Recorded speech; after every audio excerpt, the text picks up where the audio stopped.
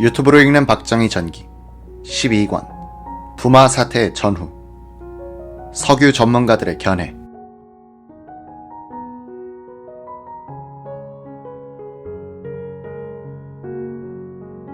자, 이제부터는 오원철 씨가 주장한 포항 석유는 원유가 아니라 정제된 경유였다는 내용을 검증할 차례다.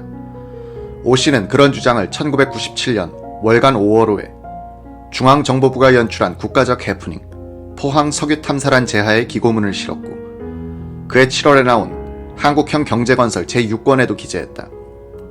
이 두 글은 별다른 주목을 받지 못했다. 저널리즘의 기준으로 본다면 이것은 오원철 씨의 주장일 뿐이다. 이 주장을 검증하는 절차를 거쳐서 사실이나 허위로 확인하는 작업은 그 뒤 진행되지 않았다. 지금부터 필자는 이 일을 하려는 것이다. 먼저 오 씨가 박 대통령으로부터 받은 유리병에 든 석유를 미국으로 보내 분석하는 데 있어서 중개 역할을 했던 한성갑 씨를 찾았다. 한 씨는 1976년 뒤에는 호남정유 부사장, LG 소재 사장을 거쳤다. 그는 오원철 씨가 기록한 과거사를 대체로 사실이라고 확인해 주었다. 다만 자신이 이 기름은 유공에서 만든 경유 제품과 같다고 말한 기억은 나지 않는다고 했다. 저는 당시 호남정유 서울본사 기획 수급 담당 임원이었습니다. 오 수석 밑에 있던 김광무 비서관과 친했습니다. 저는 오원철 수석으로부터 받은 기름 샘플을 미국의 칼텍스로 보냈더니 며칠 있다가 분석지가 왔고 이것을 오 수석에게 보고했습니다. 미국 연구소의 분석 결과는 원유가 아니란 것이었습니다. 아주 단정적으로 이것은 원유가 아니고 정제된 기름이다 라고 판단했던 것으로 기억합니다. 그런데도 박정희 대통령이 기자회견을 하면서 포항에서 양질의 원유가 발견됐다고 이야기하는 것을 듣고 충격을 받지 않았습니까? 저는 그분이 무슨 정치적인 의도가 있어서 그렇게 말하는 줄로만 알았죠. 1970년대 포항 시추를 성사시킨 주인공 정장출은 포항 B공과 C공 및 경북 의성군 다인지역 시추에서 나온 기름을 유리병에 넣어 보관하고 있다가 1980년에 일본의 저명한 석유 지질학자 기노시다 박사에게 맡겨 분석을 의뢰했다. 정장출에 따르면 1980년 3월 그는 기노시다 박사에게 한국의 중생대 지층인 경상계에 대한 공동연구와 유전 탐사 지도를 의뢰했다고 한다. 기노시다 박사는 1945년 규슈 제국대학 지질학과를 졸업한 이후 제국석유, 석유자원, 미쓰비시 석유, 중동석유 등에서 석유 지질학자로 일했다. 정 씨는 원유 분석에 정통한 기노시다 박사에게 그동안 보관하고 있던 기름을 보낸 것이다. 필자는 기노시다 박사가 1981년 4월 14일 정장출에게 보낸 분석 결과 보고서와 분석표의 전문을 정 씨로부터 입수할 수 있었다. 그 요지는 이러하다. 시간이 흘렀다고 해도, 또 원유의 경질부는 휘발했다고 해도 중질부는 남아있어야 한다. 혹은 화강암이 들어와 열에 의한 변성을 받았다고 해도 중질부는 남아있어야 한다. 중질분의 존재 여부를 알아내는 최선의 방법은 FDMS 분석법이다. 이 방법으로 시험해본 결과 1번과 2번은 매우 특수하지만 원유일 가능성은 있다. 3번은 경유와 윤활유가 섞인 것으로 원유가 아니다. 더 확실하게 하기 위해서 가스 크로마토그래피 증류 분석을 해봤다. 칼럼 안에는 중질분이 남고 주로 경질분이 관측돼야 한다. 해본 결과는 한 번도 경질분이 보이지 않았다. 이렇게 되면 휘발분은 원래부터 없었다는 이야기로서 원유일 가능성은 낮다는 것이 분석자의 결론이 됐다. 분석자의 중간 보고는 이상과 같은데 대단히 죄송하게도 했지만 나의 견해를 덧붙여둔다. 가벼운 휘발분도 무거운 아스팔트 성분도 없으므로 1번, 2번 샘플은 경유, 3번은 경유와 윤활유의 분자량 범위 안에 있는 것이며 원유라고 한다면 극히 희유의 타입이라고 할 수밖에 없다. 가스 크로마토그래피의 분석에 의하면 나프텐 성분이 많다. 이 점 해성 유기물에서 생성된 원유의 특징인데 한국의 퇴적 분지는 육성층이라고 생각하는데 불가사의하다. 샘플 분석으로 더 상세히 답한다는 것은 무리라고 생각한다. 다른 자료로 원유의 존재 가능성을 제시하지 않으면 안 될 것이다. 원유라 해도 변질을 많이 받은 것은 확실하므로 양적으로는 큰 기대를 하기는 어려울 것이다.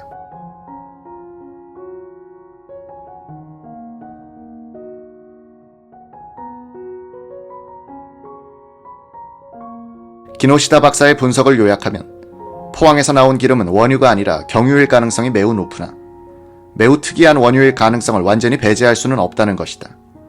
전체적인 문맥으로 봐서 기노시다 씨는 경유일 가능성에 거의 절대적인 비중을 두고 있음을 알 수 있다. 특히 그는 자신에게 분석을 의뢰한 정장추를 실망시키지 않기 위해서 경유의 가능성이 압도적임에도 불구하고 3번이나 분석 시험을 한 뒤 경유다라는 결론을 내렸지만 다시 조심스럽게 극히 특이한 원유일 가능성도 있으나 다른 자료로서 그것을 입증하지 않으면 안 될 것이다 라고 못 박았다. 그는 대단히 죄송하게 됐지만 이란 말을 덧붙임으로써 분석 의뢰자인 정장출의 기대와 다른 결론이 나온 점에 대해서 신경을 쓰고 있는 것이다. 비공 기름을 가스 크로마토그래피로 분석한 자료에 따르면 이 기름에 열을 가했더니 섭씨 166도에서 처음으로 증발하기 시작해 396도까지 전체의 85%가 증발했다. 이것은 경유 성분이다. 나머지 15%는 섭씨 396도에서 760도 사이에서 증발했는데 이것은 중유 성분이다.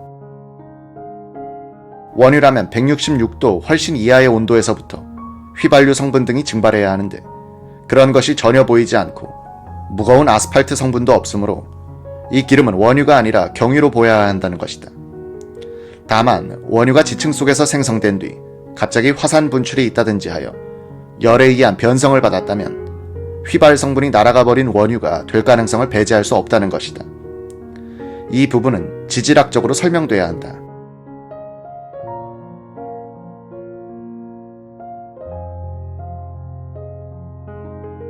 포항 시추 때 참여했던 곽영훈 전 한국자원연구소 소장은 우리나라의 석유 탐사, 그 가운데 지질 분석 및 검증 분야의 1인자로 꼽힌다.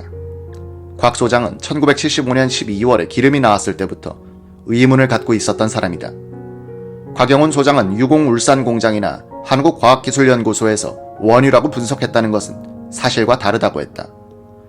그곳에서 한 분석은 원유인가, 정유인가를 가리기 위한 게 아니었습니다. 원유란 전제하에 어떤 성분이 있느냐를 분석한 것입니다. 필자는 유공울산공장의 시험실에 알아봤는데 같은 대답이 돌아왔다. 당시 분석은 원유 여부를 가른 것이 아니라 성분 분석이었다는 것이다. 원유 여부를 가린 분석은 오원철 수석의 의뢰에 의해 칼텍스 시험실에서 한 것과 미쓰비시 석유의 기노시다 박사가 한 것뿐이란 이야기다. 이 두 분석에서 다 같이 원유가 아니라 경유다, 원유일 가능성은 극히 낮고 경유일 가능성이 높다 라는 판정이 나온 것이다. 필자는 곽영훈 소장에게 기노시다 박사의 분석 자료를 팩스로 보내주고 의견을 들었다. 곽 소장은 기노시다 박사가 한 분석 자료, 특히 가스 크로마토그래피의 분석 자료를 보니 원유로 보기는 어렵고 경유와 비슷하다는 판단을 하게 된다 라고 말했다. 곽 소장도 기노시다처럼 이 석유 샘플에서 메탄, 에탄, 부탄 같은 가벼운 탄화수소 성분이 전혀 검출되지 않는 것이 원유가 아니란 중요한 증거라고 지적했다. 1975년에 나온 기름을 5년간 병에 넣어 보관했다가 분석했기 때문에 휘발유는 날아가 버렸을 수도 있지만 가스 크로마토그래피 분석법은 100만 분의 1 단위 이하의 미량도 검출해내는 아주 정교한 방법이므로 휘발유는 전혀 검출되지 않는 것은 있을 수 없다는 것이다. 그래서 이 기름은 원유가 아니라 경유라고 보는 것이죠.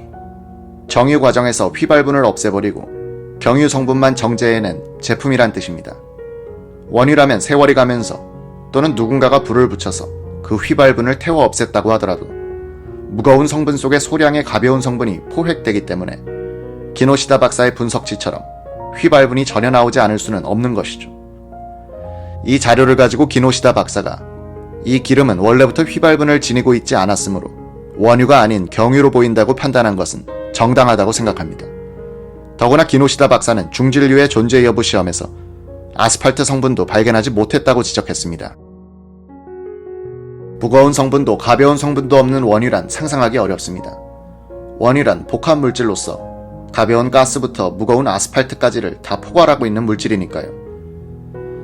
다만 한 가지, 1975년 기름 발견 직후 원유설에 의문을 제기한 곽영훈 소장이 말문이 막힌 적이 있었다고 한다. 비공기름에 자외선을 비춰보니 형광 반응이 있었기 때문이다. 원유라고 믿는 사람들은 형광 반응은 경유에선 나오지 않고 원유에서만 나오니 이것을 원유라고 보아야 하지 않겠는가 라고 했다고 한다. 곽영훈 박사는 나중에 원유가 아닌 그리스 성분에서도 형광 반응이 나오는 것을 확인했다고 한다. 시추기계의 윤활유로 쓰이기도 하는 그리스 성분이 비공 내부를 순환하는 물에 녹아들어 이것이 기름 성분과 섞여 형광을 발한 것이 아닌가 추정된다는 것이다.